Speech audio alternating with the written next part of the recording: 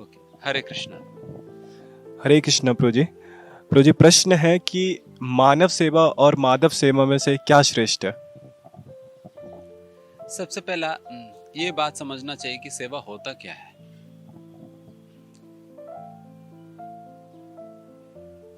जिस प्रकार से लोग मानव सेवा के विषय में जिस प्रकार समझते हैं कि अच्छा, किसी को खिलाना या उनको पढ़ाना, कपड़ा देना, रोटी कपड़ा मकान इत्यादि चीजों की व्यवस्था करना, इसी को मानव सेवा के रूप में मानते हैं। वो है, कोई कोई बात नहीं, ये तो मानव सेवा है।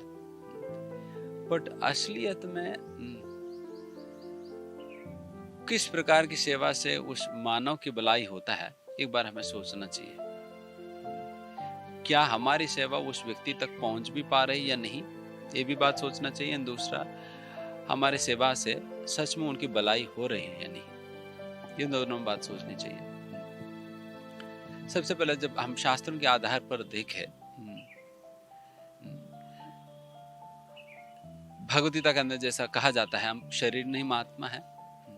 जब हम आत्मा है, दिन फिर एक बार अब सोचिए, जिस प्रकार की सेवाएं भी हम अभी के समय पर सेवा के नाम पे कर रहे हैं, क्या ये सारा सेवाएं उस व्यक्ति तक सही में पहुंच पा रही है या नहीं, आप सोचिए।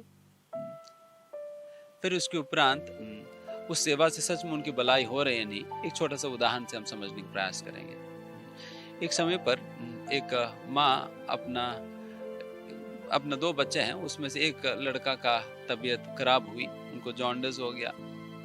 एंड फिर माँ बहुत परेशान थी, उनके लिए दवाई लेकर आना चाह रही थी। फिर उतने में वो अपने बेटी से कही कि तुम जब तक मैं आऊँगी तब तक आप अपने भाई का देखभाल करना, जो कुछ भी वो मांगेगा तो फिर देना उन्हें। तो इस प्रकार से कहकर माँ दवाई लाने चलेगी। उतने में वो लड़की उनकी भाई के पास गई, फिर पूछा कि तुम्हें क्या चाहिए। फिर भाई को बहुत पसंद है पकौड़ा खाना, तो उन्होंने कहा कि माँ, अभी तक काफ़ी दिन से मैं पकौड़ा खाया नहीं, तो मुझे पकौड़ा खिलाओ। तो फिर जल्दी जल्दी लड़की जाकर फिर पकौड़ा बनाकर उन्हें वो खिलाने लगी। देन उन्होंने खूब पकौड़ा खाया। फिर जब तक माँ वापस लौटी, तब तक ये बच्चा जो है मूर्छित गिर पड़ा।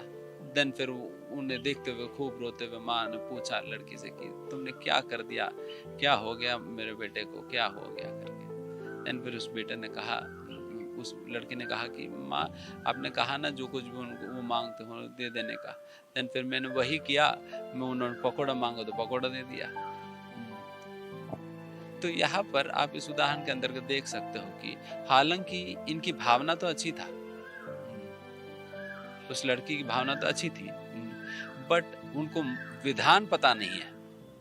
वो सेवा की भावना से ही उन्होंने पकौड़ा बना कर खिलाई, बट उनको ये पता नहीं कि उस पकौड़ा खाने से क्या उनको नुकसान होगी, फायदा होगी, क्या होगा। इस प्रकार की समझ नहीं होने के कारण वो जैसे मर्जी उन्होंने कर दिया, तो उसकी वजह से वो उस बच्चा का प्राण खतरे में आ गई।